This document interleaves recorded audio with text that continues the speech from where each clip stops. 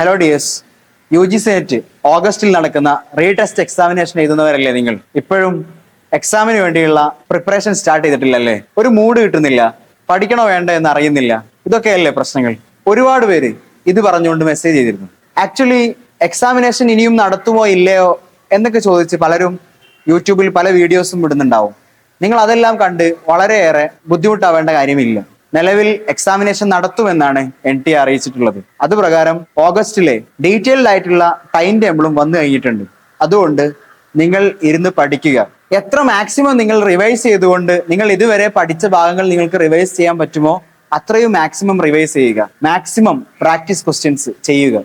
ഇത് തന്നെയാണ് ഈ ഒരു സമയത്ത് നിങ്ങൾ ചെയ്യേണ്ടത്. അതിലൂടെ തന്നെയാണ് നമുക്ക് വിജയിക്കാനും കഴിയുകയുള്ളൂ. എന്ത് തന്നെ സംഭവിച്ചാലും നമ്മളെ സംബന്ധിച്ചിടത്തോളം ഒന്നുകിൽ അസിസ്റ്റന്റ് പ്രൊഫസർ ആവാനുള്ള UGC നെറ്റ് ക്വാളിഫൈ ചെയ്യുക എന്നുള്ളതായിരിക്കും നിങ്ങളുടെ ലക്ഷ്യം. അല്ലെങ്കിൽ PhD ചെയ്യുമ്പോൾ JRF ജൂനിയർ റിസർച്ച് ഫെലോഷിപ്പ് 37,000 രൂപ പിന്നീട് 41,000 രൂപയും ലഭിച്ചുകൊണ്ട് നിങ്ങൾക്ക് PhD ചെയ്യണം എന്നതായിരിക്കും നിങ്ങളുടെ താല്പര്യം. അപ്പൊ നിങ്ങളുടെ ലക്ഷ്യത്തിലേക്ക് കൃത്യമായി തന്നെ എയിം ചെയ്യുക, എന്നിട്ട് വിജയിക്കുക. ഒരിക്കലും ഈ സമയത്ത് മടി കാണിച്ചിരിക്കുകയോ ഇനി വയ്യ പഠിക്കാൻ, ഇവരുടെ സിസ്റ്റം തകരാറാണ്, ഈ സിസ്റ്റം ഒന്നും നടക്കില്ല എന്ന് വിചാരിച്ചിരിക്കുകയാണെങ്കിൽ തീർച്ചയായും നഷ്ടം നിങ്ങൾക്ക് മാത്രമാണ്. NTAക്ക് ഇതിലൊന്നും നഷ്ടപ്പെടാനില്ല, ഗവൺമെന്റ് ഓഫ് ഇന്ത്യക്കും ഒന്നും തന്നെ നഷ്ടപ്പെടാനില്ല. ക്വാളിഫിക്കേഷൻ നേടിയില്ല എങ്കിൽ നഷ്ടപ്പെടാനുള്ളത് ഓരോ വിദ്യാർത്ഥിക്കുമാണ്.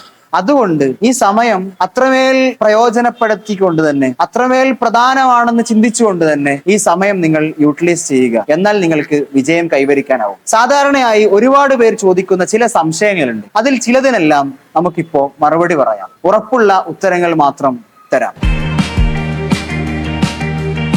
ആർക്കൊക്കെ ഈ വരുന്ന റീടെസ്റ്റ് എക്സാമിനേഷൻ എഴുതാൻ പറ്റുമെന്നുള്ളതാണ് പലരും ചോദിച്ച ക്വസ്റ്റ്യൻ. ഈ എക്സാമിനേഷൻ നമ്മുടെ ക്യാൻസൽ ചെയ്ത 18-ാം തീയതി നടന്ന എക്സാമിനേഷന് വേണ്ടി അപ്ലൈ ചെയ്തിരുന്നവർ ആരെല്ലാം ഉണ്ടോ അവർക്കെല്ലാം ഈ എക്സാമിനേഷനും എഴുതാൻ പറ്റും.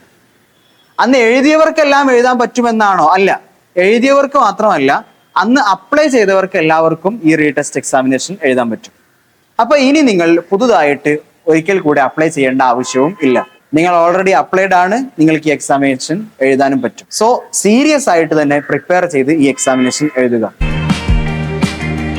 അടുത്തതായി കുട്ടികൾക്കുള്ള പൊതുവെ സംശയം, പുതിയ അഡ്മിറ്റ് കാർഡ് വരുമോ അതോ നമ്മുടെ പഴയ അഡ്മിറ്റ് കാർഡ് തന്നെ യൂസ് ചെയ്യണോ? തീർച്ചയായും പുതിയ അഡ്മിറ്റ് കാർഡ് വരും എന്ന് തന്നെയാണ് നമ്മൾ പ്രതീക്ഷിക്കുന്നത്.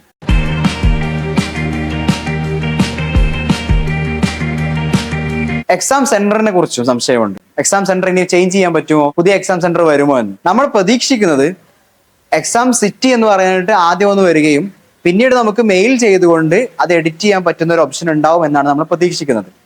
അങ്ങനെ ഉണ്ടെങ്കിൽ തീർച്ചയായിട്ടും അതുണ്ടാവും.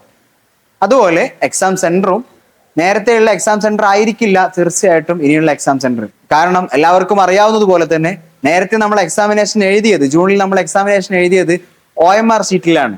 ഇനിയുള്ള എക്സാമിനേഷൻ കമ്പ്യൂട്ടർ ബേസ്ഡ് ടെസ്റ്റ് ആണ്. നമുക്ക് മുമ്പേ നമ്മുടെ UGC നെറ്റ് എക്സാമിനേഷൻ എങ്ങനെ ആയിരുന്നോ അതുപോലെ തന്നെയാണ്. അതായത് കമ്പ്യൂട്ടർ ബേസ്ഡ് എക്സാമിനേഷൻ ആണ് ഈ വർഷത്തെ റീടെസ്റ്റ് നടത്തുന്നത്. അതുകൊണ്ട് തന്നെ പുതിയ എക്സാം സെന്റർ ആയിരിക്കും, കമ്പ്യൂട്ടർ ബേസ്ഡ് ടെസ്റ്റ് നടത്താൻ ആവശ്യമായ ക്രമീകരണങ്ങളുള്ള പുതിയ എക്സാം സെന്റർ ആയിരിക്കും നമുക്കുണ്ടാവുക.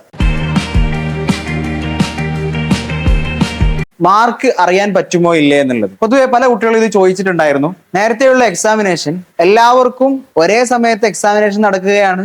2 ഷിഫ്റ്റിലായിട്ട് ചില പേപ്പേഴ്സ് ഒക്കെ എക്സാമിനേഷൻ നടക്കുന്നുണ്ട്. നേരത്തെ ഉള്ളതുപോലെ തന്നെ ആ പേപ്പറുകളിലൊക്കെ നമുക്ക് കൃത്യമായിട്ട് നമുക്ക് എത്ര മാർക്ക് കിട്ടി, എത്ര പെർസെന്റേജ് ആണെന്ന് കിട്ടത്തില്ല.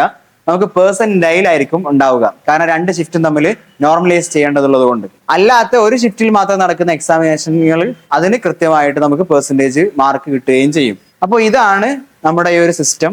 ഇത്രയും സംശയങ്ങൾക്ക് കൃത്യമായിട്ട് ഈ ഒരു വീഡിയോക്കകത്ത് മറുപടി തന്നിട്ടുണ്ട്. ഇനി നിങ്ങൾ ശ്രദ്ധിക്കേണ്ട കാര്യം, ഇതിന്റെ അപ്പുറത്തേക്ക് നിങ്ങൾക്ക് എന്തെങ്കിലും സംശയങ്ങൾ ഉണ്ടെങ്കിൽ നിങ്ങൾക്ക് കമന്റ് ബോക്സിനകത്തേക്ക് ചോദിക്കാം. ഇല്ല എങ്കിൽ തീർച്ചയായിട്ടും നിങ്ങൾ ചെയ്യേണ്ടത് ഇത്ര മാത്രമേ ഉള്ളൂ. കഴിഞ്ഞ UGC നെറ്റ് ജൂൺ എക്സാമിനേഷൻ നിങ്ങൾ രജിസ്റ്റർ ചെയ്തവരാണ്, അപ്ലൈ ചെയ്തവരാണ് എങ്കിൽ നിങ്ങൾക്ക് ഈ റീടെസ്റ്റ് എഴുതാനുള്ള അവസരമുണ്ട്. അതുകൊണ്ട് നിങ്ങൾ ഇരുന്ന് പഠിക്കുക, റിവൈസ് ചെയ്യുക, നേരത്തെ പഠിച്ചു വെച്ച കാര്യങ്ങൾ ഒന്നുകൂടെ റിവൈസ് ചെയ്യുക, മാക്സിമം പ്രാക്ടീസ് ക്വസ്റ്റ്യൻ സീരീസ് എടുക്കുക, എന്നിട്ട് ടെസ്റ്റ് ചെയ്യുക. ഇതിന് നിങ്ങൾക്ക് എന്ത് ആവശ്യമുണ്ടെങ്കിലും എജുമിയിലേക്ക്, നമ്മുടെ നമ്പറിലേക്ക് നിങ്ങൾക്ക് വിളിക്കാം. നിങ്ങൾക്ക് അതിനുള്ള സപ്പോർട്ട് നമ്മൾ തരുന്നതാണ്.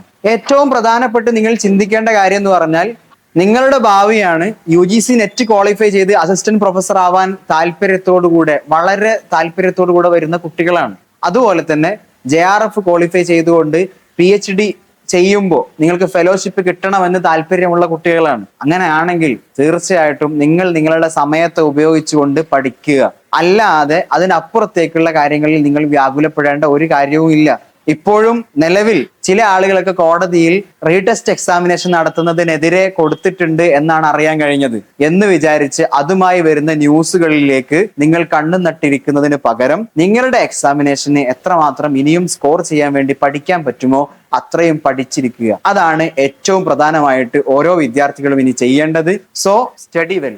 Thank you.